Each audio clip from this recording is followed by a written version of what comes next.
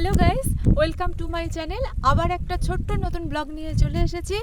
পাহাড়, জঙ্গল সব কিছুতে নিয়ে ঘেরা সুন্দর একটা গ্রামের পরিবেশ, পাহাড়ি পরিবেশও এখানে আছে। পুরুলিয়া ভ্রমণের প্রথম দিনে আমরা প্রথম যে ভিউ পয়েন্টটায় এসেছি তার নাম হচ্ছে ময়ূর পাহাড়। তো এখানে জঙ্গল আছে, বেশ মোটামুটি ঘন জঙ্গল আর পাহাড়ি এলাকা। আর দেখুন সিঁড়ি আছে, সিঁড়ি বেয়ে আপনি উঠতে পারবেন পাহাড়ে। আপনাকে পায়ে হেঁটে পাহাড়ে উঠতে হবে না, সিঁড়ি করা আছে। আর উপরে একটা ওয়াচ টাওয়ার আছে, সেই ওয়াচ টাওয়ার থেকে চারপাশটাকে খুব সুন্দর দেখতে লাগে। আর এখানে বর্ষাকালে কিন্তু ময়ূর আসে।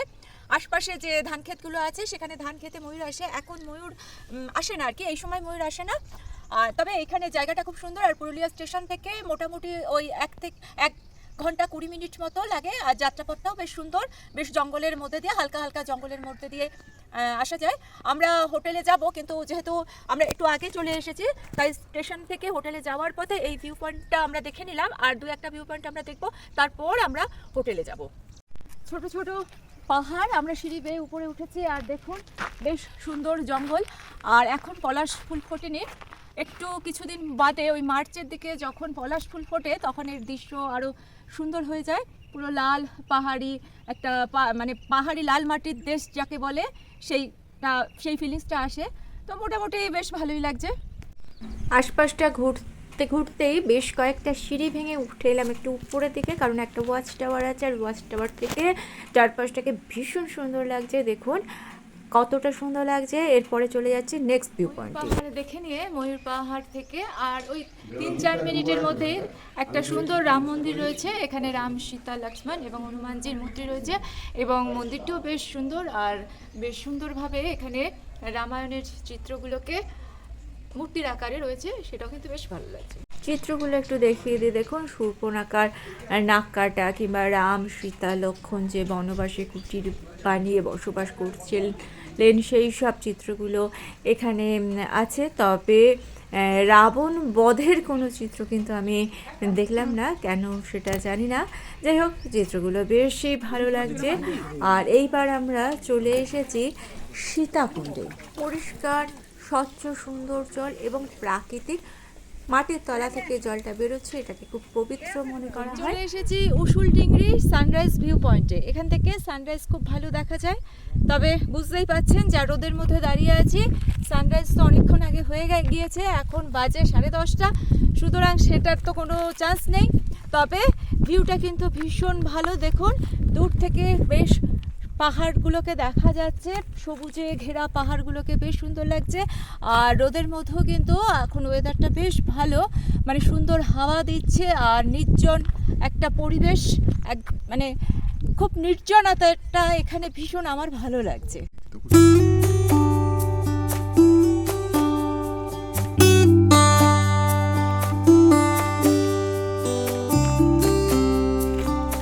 আর দেখুন এখানে একটা টাওয়ার আছে, এই টাওয়ার থেকে কিন্তু সকালবেলা যে সানরাইজটা দেখা যায় সেই টাওয়ার থেকে দেখার ব্যবস্থা আছে।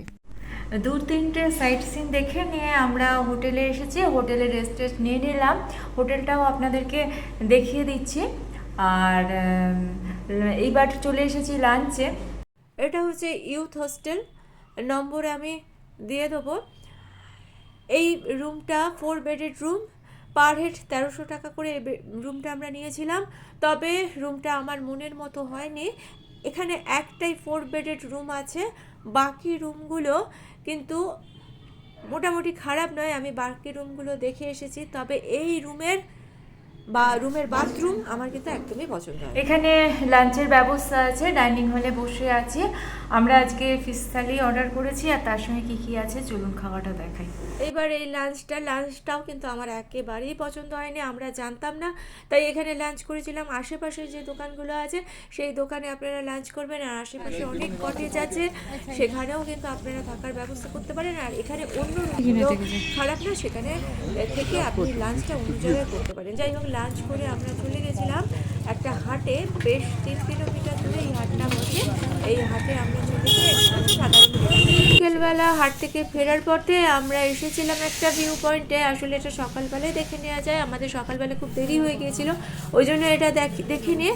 এটা হচ্ছে কাঠের দুর্গা মূর্তি, অরিজিনাল যে মা দুর্গার মূর্তি, সেখানে ফটো তোলা ভিডিও তোলা অ্যালাউড নয়, তাই আমি ওই জায়গাটার ফটো তুলতে পারিনি। বাকি যে মন্দিরের চারপাশটা খুব সুন্দর, সেই ভিডিওটা আপনাদের সঙ্গে শেয়ার করলাম। আর এখানে দেখুন এই দৃশ্যগুলো কিন্তু আমার ভীষণ ভালো লাগে, আমার মেয়েরও খুব ভালো লাগে সেই জন্য আমরা যেখানেই যাই কেউ না কেউ কিন্তু আমাদের বন্ধু হয়ে যায়। যাই হোক, এদের সঙ্গে বন্ধুত্ব করলে আমি সবাই খুব ভালো থাকবো, কারণ এরা কিন্তু অত জটিল নয়, মানুষের মতো জটিল নয়। যাই হোক, এবার চলে যাই দ্বিতীয় দিনে আমরা ব্রেকফাস্ট করে অলরেডি বেরিয়ে পড়েছি। পুরুলিয়া ভ্রমণের সেকেন্ড দিনে আমরা চলে এসেছি আমাদের ফার্স্ট ভিউ পয়েন্ট, আর এসেছি মার্বেল লেক শুনতেই কিন্তু একটা এক্সাইটমেন্ট আসে। তো এটা দেখার আমার খুব ইচ্ছে ছিল, নামটার মধ্যেই যে এত একটা এক্সাইটমেন্ট আছে, তো দেখে তো ভীষণ ভালো লাগছে, আপনাদেরকেও দেখাচ্ছে দেখুন। আর মার্বেল লেকটা কীভাবে তৈরি হয়েছিল, আসলে আপার ড্যাম্প আর লোয়ার ড্যাম্পের কাজে এই পাথরগুলোকে কাটা হয়েছিল, পাথর কাটার ফলে যে ফাঁকা জায়গাটা তৈরি হয়েছিল, তারপরে এটা প্রাকৃতিকভাবে জল এসে বৃষ্টির জল হোক কিংবা কীভাবে হয়েছিল সেটা জানা যায় না, কিন্তু এই জলটা সেটা কিন্তু প্রাকৃতিকভাবেই তৈরি হয়েছিল। আর এই জলটা কিন্তু ভীষণ পরিষ্কার, আর বর্তমানে কিন্তু এটাকে সরবরাহ করা হয়, মানে কাজে লাগানো হয়। চারপাশটা ভীষণই সুন্দর, এখানে এলে কিন্তু এখান থেকে যেতে মন চায় না, কিন্তু অনেকগুলো ভিউ পয়েন্ট আছে, সবগুলো তো কভার করতে হবে, তাই যেতে হবে। বেশ খানিকক্ষণ ছিলাম, রোদ ছিল, কিন্তু তাতে কিন্তু কোনো অসুবিধা হয়নি। তিনজনের ভীষণই জায়গাটা ভালো লেগেছে। এইবার চলে যাচ্ছি আমাদের নেক্সট ভিউ পয়েন্টের দিকে। তার আগে একটা ছোট্ট বাজার আছে, একটু দেখে নিই। এগুলো কি সব শ্যামা চাল তোমার? ছোট একটা দেখি কোথা থেকে আনো?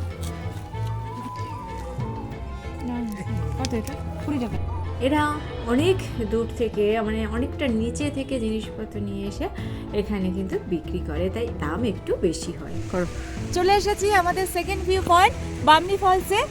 400টা সিঁড়ি নামতে হবে, আমরা এখন নামাটা জাস্ট স্টার্ট করেছি। 400টা সিঁড়ি নেমে তারপরে গভীর জঙ্গলের মধ্যে দিয়ে আমরা ফলস দেখবো। ফলসটা অবশ্যই দেখাচ্ছি, তার আগে বলে নিই এই ফলসটা কিন্তু 200 মিটার লম্বা, আর অবভিয়াসলি বর্ষাকালে এর সৌন্দর্য আরও বৃদ্ধি পায়। যে কোনো ফলসের এটাই নিয়ম যে বর্ষাকালে সে আরও সুন্দর হয়ে যায়, প্রকৃতি আরও সুন্দর হয়ে যায় বর্ষাকালে, তাই ঝর্ণাও তাই।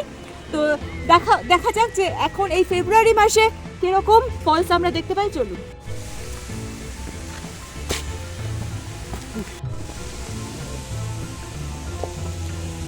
অনেকটা নেমে এসেছি আমরা, দেখুন ফলসটা দূর থেকে দেখা যাচ্ছে।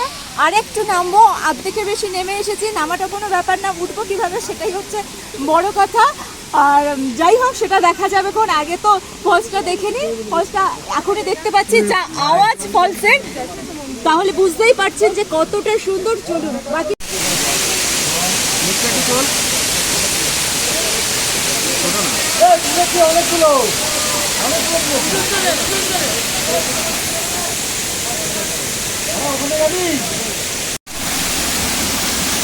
আমরা চলে এসেছি একেবারে ফলসের সামনে, আর এখানে অনেক ভিড়, কারণ এত সুন্দর জায়গা যে সবাই কিন্তু ফটোশুট করছে, আর ভীষণই সুন্দর ভিড়। মানে এখনও কিন্তু ফেব্রুয়ারি মাসেও যা ঝর্ণার যে আওয়াজ আর যা জলের স্রোত, তাতেই কিন্তু মুগ্ধ হয়ে যাচ্ছে। দেখুন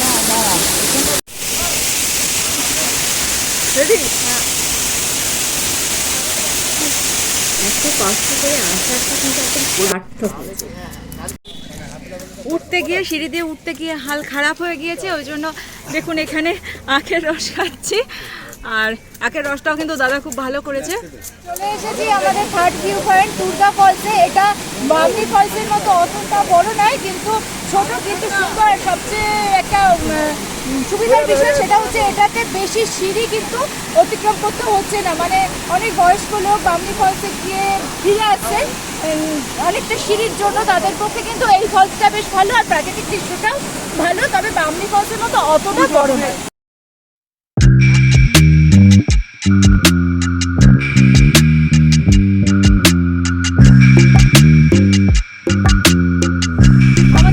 পরবর্তী ভিউ পয়েন্ট হচ্ছে তুর্গা ড্যাম। যে তুর্গা জলপ্রপাতটা দেখালাম সেই জলটা থেকেই এই ড্যামটা হয়েছে। আর এখানে দেখুন সুন্দর একটা পাহাড় আছে, দৃশ্যটা কিন্তু খুব সুন্দর।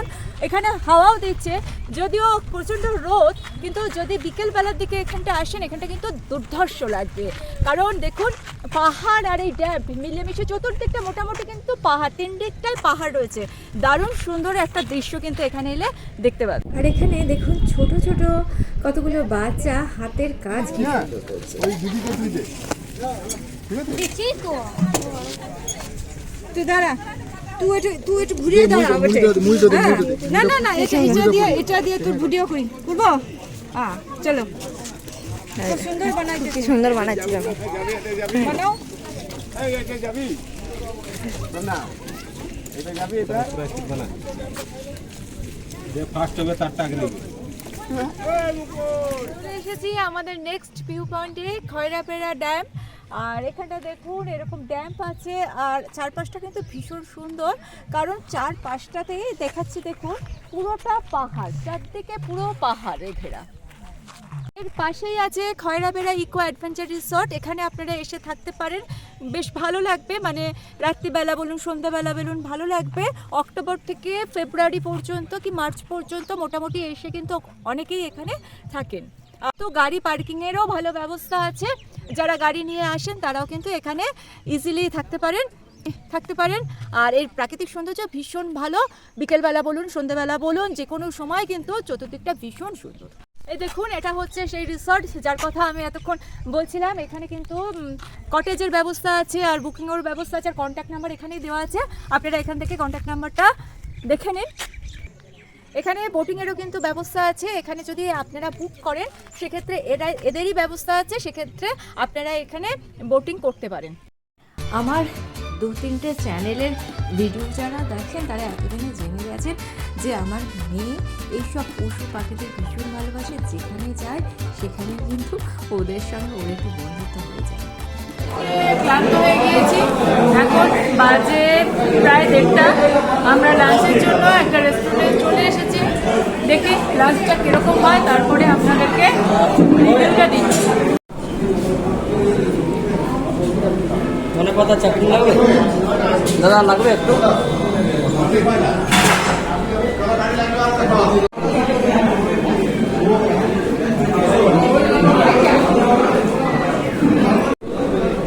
খাবারটা কিন্তু ভীষণ ভালো ছিল, কোয়ালিটিও ভালো আর কোয়ান্টিটিও ভীষণ ভালো দিয়েছে। আর শেষে দেখুন একটু চাটনি আছে, পাঁপড় শেষ হয়ে গেছে, চাটনি আর পাঁপড়ও দিয়েছে, মানে ভীষণ ভালো, খাবারটা ভীষণ ভালো। আমি নম্বরটা দিয়ে দিচ্ছি, আপনারা এখানে এসে কিন্তু এখানে খেতে পারেন। লাঞ্চ সেরে আমরা এবার এই ছোট্ট যে মুখোশগুলো হয় না, সেই মুখোশের অনেক কানে দুল, হার, লোহারের হার এগুলো আছে।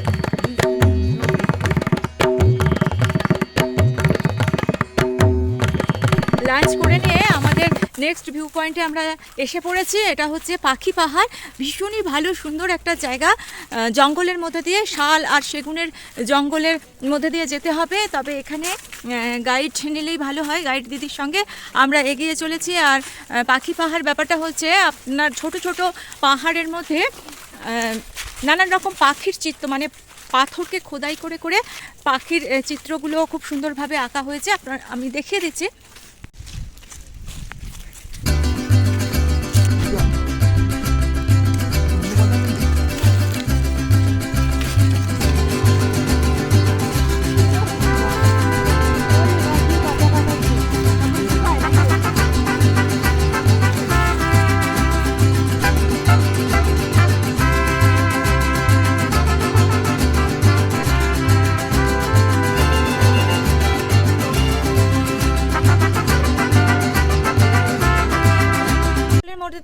ঘুরতে পাহাড়ের মধ্যে যে ছোট ছোট পাহাড়ের মধ্যে যে খোদাই করা পাখির চিত্রগুলো, সেগুলো আমরা দেখলাম। এটা তৈরি করেছে বিখ্যাত আর্ট শিল্পী চিত্তদে এবং তার টিম। মোটামুটি এই জঙ্গলে 65টা এরকম পাহাড়ের ওপর খোদাই করে করে পাখির চিত্র করা হয়েছে। আর কিছু কিছু কিন্তু এখনও অসম্পূর্ণ অবস্থায় রয়েছে, সবগুলো আমরা দেখিনি কারণ অনেকটা জায়গা জুড়ে রয়েছে। আর জঙ্গলটা খুব সুন্দর, জঙ্গলটা ঘুরে আমরা একটু উপর দিকে উঠে এসেছি, মানে একটু যাকে বলে ছোটোখাটো একটা ট্রেকিংয়ের অভিজ্ঞতা নিতে একটুখানি বেশ খানিকটা উপরে উঠে এসেছি। আর এখানে দেখুন একটা পাহাড় আছে, এই পাহাড়টার অরিজিনাল নাম মুড়াবুড়ু, কিন্তু বর্তমানে এই পাহাড়টাকে পাখি পাহাড় বলা হয়, যেহেতু ওই পাথরের মধ্যে ওই পাখির চিত্রগুলোর জন্য এই পাহাড়টা বিখ্যাত হয়ে গিয়েছে, ভিউ পয়েন্ট হিসাবে সকলের কাছে পরিচিত হয়ে গিয়েছে। অবশ্যই কিন্তু পুরুলিয়া এলে এই জায়গাটায় আসবেন, তাহলে এই যে প্রাকৃতিক যে সৌন্দর্য সেটা কিন্তু আপনি উপভোগ করতে পারবেন। এটা দেখুন, মোটামুটি এটাকে একটা আর্ট গ্যালারি বলা চলে, কিন্তু এটা কিন্তু একটা প্রাকৃতিক আর্ট গ্যালারি, এর মধ্যে আর্টিফিশিয়াল কিচ্ছু নেই, জাস্ট পাহাড়ের ওপর খোদাই করে এটা করা হয়েছে। কোনো রং তুলি আধুনিকতার ছোঁয়া ছাড়াও প্রাকৃতিক যে সৃষ্টি সেটার কিন্তু আপনি যদি ফিল করতে চান তাহলে এইখানটায় কিন্তু খুব সুন্দর। চলে এসেছি মাঠা ফরেস্টে। ফরেস্ট মানে সুন্দর, প্রাকৃতিক সৌন্দর্যে ভরা এই মাঠা ফরেস্টে দেখুন সিঁড়ি করা আছে, সিঁড়ি দিয়ে একদম উপরে উঠে গেলে একটা মন্দির আছে, মন্দিরে নানান রকম বজরংবলী সহ নানান রকম দেবতা মূর্তি আছে, তবে অতটা আমরা যাচ্ছি না। আর অনেকগুলো স্পট ঘুরেছি, অনেক ওঠানামা হয়েছে, ওই জন্য আজকে আর আমরা পুরোটা যাচ্ছি না, এখানে একটু দাঁড়িয়ে প্রাকৃতিক সৌন্দর্যটা উপভোগ করছি। আর দেখুন খুব নির্জন পরিবেশ, একটু লক্ষ্য করুন এখানে কিন্তু খুব সুন্দর পাখির আওয়াজ আসছে, পাখির ডাকের আওয়াজ আসছে। হাতে একটু বেশি সময় থাকলে কিন্তু এখানে খুব সুন্দর ঘোরাঘুরি করা যায়, কারণ নির্জন একটা পরিবেশ, খুব সুন্দর শান্তিময় একটা পরিবেশ। আর এখানে কিন্তু স্পটেড ডিয়ার আছে, আর অনেক অনেক রকম পাখি এখানে দেখা মেলে, আর পাখির আওয়াজও কিন্তু পাওয়া যাচ্ছে, একটু লক্ষ্য করুন।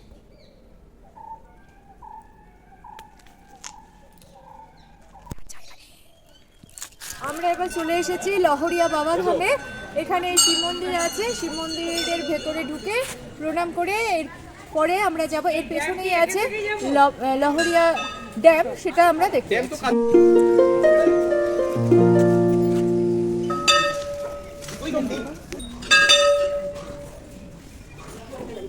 শিব মন্দির থেকে চলে এসেছি, ঠিক শিব মন্দিরের পেছনেই আছে দেখুন এই লহরিয়া ড্যাম। এখানে দৃশ্য খুব সুন্দর, পাহাড় দেখা যাচ্ছে, আর এখন সন্ধে হয়ে আসছে, দেখুন সূর্য কি সুন্দর অস্ত যাচ্ছে, এটা কিন্তু ভীষণ ভালো লাগছে আমার।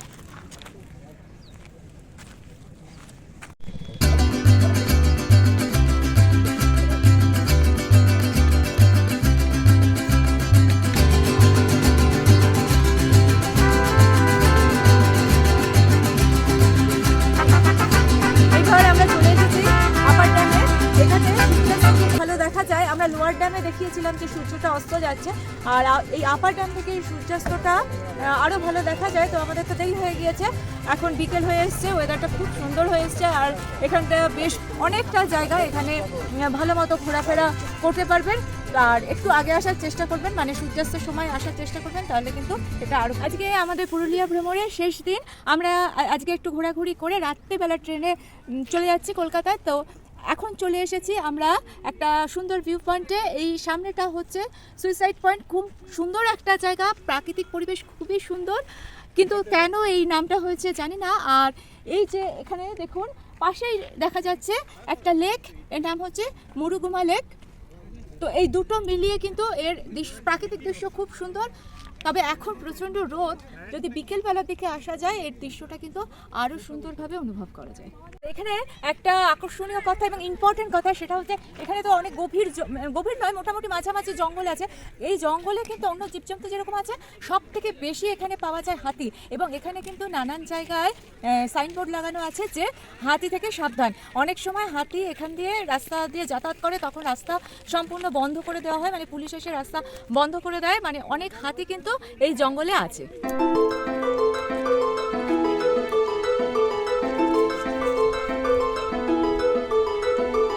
শহরের কোলাহল, স্ট্রেস, পলিউশন, সেসব থেকে যদি একটু রিলিফ পেতে চান তাহলে কিন্তু পুরুলিয়া আপনি যেতে পারেন খুবই কম সময় নিয়ে, মাত্র 2 থেকে 2.5 দিনের মধ্যে পুরুলিয়া ঘোরা কমপ্লিট হয়ে যাবে। আমাদেরও আজকের মতো পুরুলিয়া ভ্রমণ কমপ্লিট হয়ে গেছে।